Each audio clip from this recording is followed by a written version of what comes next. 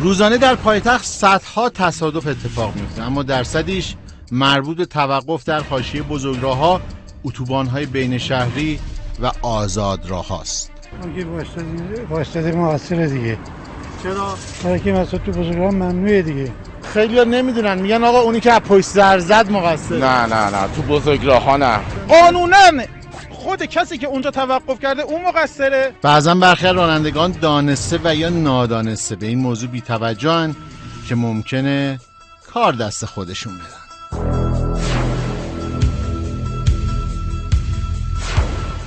از پشت یه نفر الان به شما میزنه، شما مقصری یا اون پشتیه؟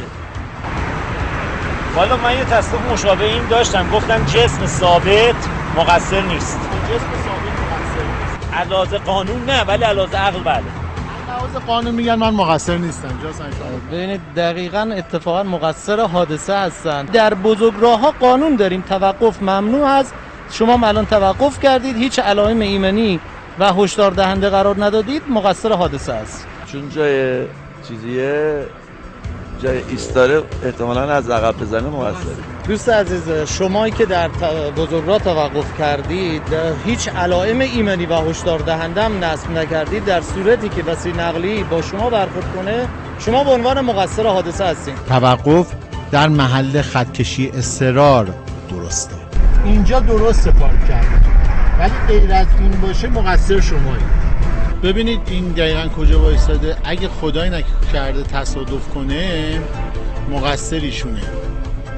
میانگین بین 1700 تا 2000 مورد ما تصادف رو در سطح شهر تهران شاهد هستیم که حدود 60 فقرش تصادفات منجر به جرح هست و در طول سال هم حدود 600 نفر منجر به فوت هستند. اما اگه مشکلی برای خودمون پیش اومد و مجبور شدیم در حاشیه اتوبان و یا بزرگراه‌ها متوقف بشیم، چگونه باید عمل کنیم؟ از فاصله 150 متری علائم ایمنی و هشدار دهنده جهت اطلاع رسانی به رانندگان دیگر قرار دهند.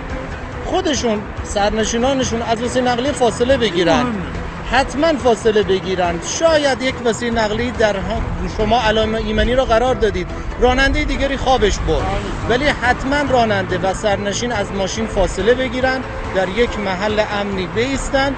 اما یه نکته هم ما بگیم، اگه در اتوبان‌ها، آزادراه‌ها و جاده‌های سراسر کشور تردد می‌کنید، خواستید بزنید کنار، حتما برید شونه خاکی وایسید. اگه غیر از این باشه وایسید، حتی یه چرختون رو آسفالت باشه، اگه کسی